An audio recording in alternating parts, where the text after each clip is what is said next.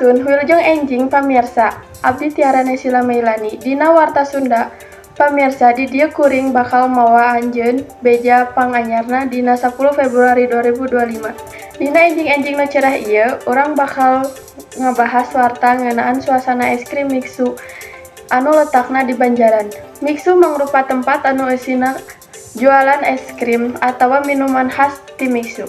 Pamirsa, oge tiasa dituang di tempat atawa tiasa dicanda ka bumi. Pamirsa, masing-masing Mixu oge tempat viral dina waktasna. Mixu oge tos seueur cabangna di mana-mana. Mixu oge tadi karesep kalangan barudak ngora jeung barudak kleutik. Kanggo suasana di Mixu, urang teraskeun ka Citra Mangga di Kawitan. Nya hatur nuhun ka Tiara anu di studio, wilujeng enjing ka pamirsa, simkuring Citra Amelia Berlianti anu tos aya di lokasi. Lebet ka acara kumantik, wisata kuliner anu aya di Banjaran, abdi tos aya di Mixu pernahna di Banjaran, Kecamatan Banjaran, Kabupaten Bandung, Jawa Barat. Kanggo informasi salengkapna, hayu tuturkeun abdi ka jero.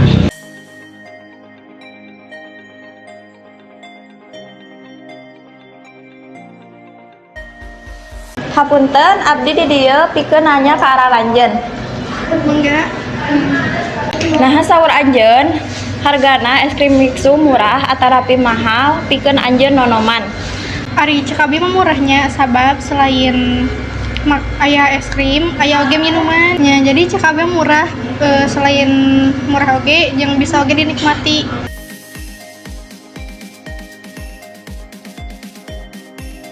Patarosan salajengna, naon keunggulan ti Mixu selain hargana anu murah sareng seueur pilihan inuman sareng es krimna.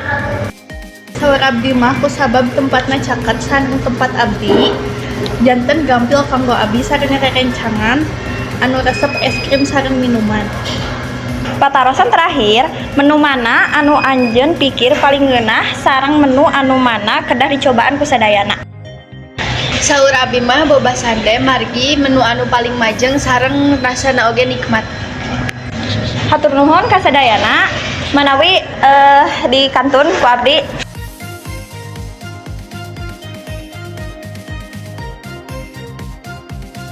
Sakitu anu tiasa ku simkuring didugikeun menawi ku abdi diuwihkeun deui ka studio ka Tiara Naysila.